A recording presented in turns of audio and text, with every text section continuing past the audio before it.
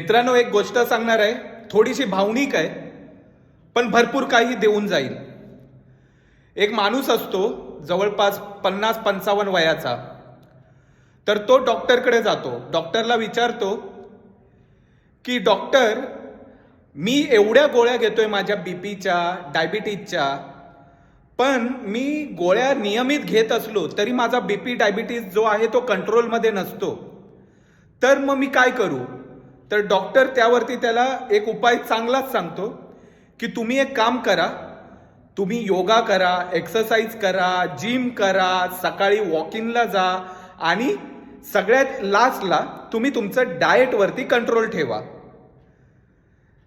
मग त्या माणसाला प्रश्न पडतो की डॉक्टरनी तर मला हे सगळं जे सांगितलं ते इझी आहे, जे मी पूर्वी पण करू शकत होतो, पण मी नाही केलं काही कारणास्तव. आणि मग जर मला डॉक्टरांनी हे सांगितलं तर मग मी माझ्या मेडिसिनवरती उगाचच पैसे का खर्च करतोय?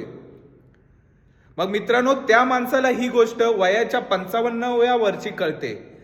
पण तुमच्याकडे मित्रांनो ह्या गोष्टीसाठी वेळ आहे. नक्कीच ह्या गोष्टीमधून, ह्या व्हिडिओमधून तुम्हाला काहीतरी बोध घेता येईल की वेळ गेलेली नाहीये, वेळ आहे आपल्याकडे.